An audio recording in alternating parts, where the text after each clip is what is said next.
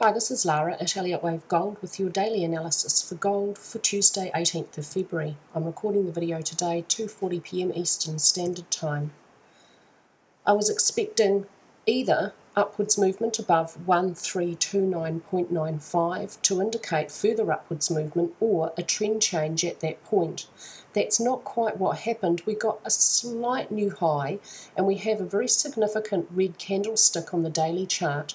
I expect we've just seen a trend change, and I expect that now we're going to see overall 7 to 10 weeks of choppy overlapping downwards movement for a minor degree B wave, which could indeed make a new low below 1180. Let's have a look at some charts. The daily chart remains the same, except I'm labelling minor wave A as complete now. The bigger picture sees primary wave 4 as incomplete and it's unfolding as a double combination, giving nice structural alternation with the running flat of primary wave 2. Within this combination, the first structure is a zigzag labelled intermediate wave W. The 3 in the opposite direction joining the two structures of the double is labelled intermediate wave X, and it's a very deep 99% the length of intermediate wave W.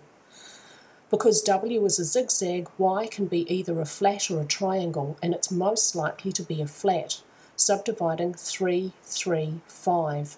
The downward movement for minor wave B within this probable flat has just begun, and it must reach a minimum of 90% the length of minor wave A. That's at 1195.98. If, however, intermediate wave Y is a triangle, then there's no minimum downward requirement for minor wave B within the triangle. For both the triangle and a flat correction, the B wave may make a new low beyond the start of the A wave, so it's possible we could see a new low below this point here in coming weeks. At this early stage within minor wave B, I'm just waiting to see the first 5 down on the hourly chart, or the first 535. Once that's complete, the number of alternate possibilities is going to explode, and I'm going to have to use alternate wave counts at the hourly chart level for you. Minor wave B is most likely to be a zigzag, subdividing 535, but it could also be a flat correction, or possibly a triangle if it's deep enough. It could also be a combination or a double zigzag. So at this stage there are more than 13 possible corrective structures it can unfold as. A clue to what it's going to unfold as is the structure of the first wave within it, so I'll be watching that carefully.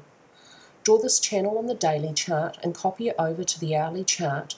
Draw the first trend line from the start of A to the end of B on this red candle here. Place a parallel copy on the end of A. When this channel on the daily chart is very clearly breached with a full daily candlestick below it and not touching the lower trend line, at that stage we'll have final trend channel confirmation that minor wave A is over and minor wave B down is then underway. Let's have a look at what's happening on the hourly chart with the end of minor A up here is this point up here. So this last little piece of movement actually fits best as the final fifth wave, not as the start of something bigger. This downward movement doesn't fit very well as a minuet degree fourth wave within an incomplete upward impulse. It just doesn't have the right look. I expect what's happened is we had a final upward thrust to overthrow the upper edge of that pink channel. Price has now come back in with the beginning of minor B and found support at the upper edge of the green channel, which I'm drawing around minute wave C on the hourly chart using Elliott's first technique. Draw this channel from the high of minuet wave 1, which you see on the daily chart, to this high here of the third wave, and then place a parallel copy lower down on the low of the green minuet wave 2, which you see on the daily chart. The upper edge is at the moment providing support. When price moves back into this channel, the upper edge may then provide resistance. I'd expect these pink and green trend lines to be areas of support and resistance along the way down. When this green channel is very clearly breached with downward movement, I'll then have more confidence that we've had a trend change up here. And again, this is the lower edge of the pink channel copied over from the daily chart. When we start to see movement below this point, that will be our final trend channel confirmation of a trend change up here. From this high to this low, when I look at this on a 5-minute chart, it has an impulsive wave count of 9.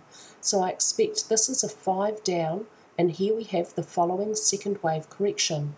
And this, if it moves any higher, may find resistance at the upper edge of this pink channel. It can't move beyond the start of the first wave above 1332.28. I'm not confident that this little second wave is over yet, so I'm not calculating a short-term target down for you for the third wave, which should follow it. The third wave should unfold over the next 24 hours. It may be 1.618 the length of the first wave. That's most likely. At the daily chart level, this is the triangle scenario for primary wave 4, which also would see it show nice structural alternation with primary wave 2, which was a running flat. However, at this stage, this looks less likely.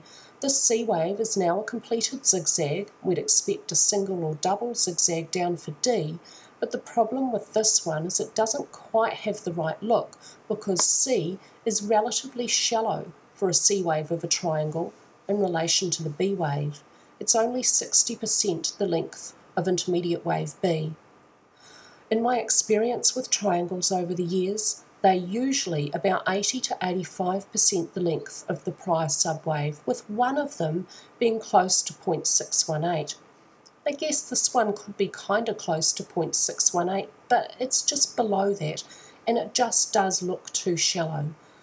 This is still technically possible, and I'll keep charting it until it shows itself to be incorrect, but today I judge it to have a lower probability. It doesn't expect any difference for the next piece of downwards movement anyway. That's all for me today with your gold analysis, and I hope that all our members had a fabulous day.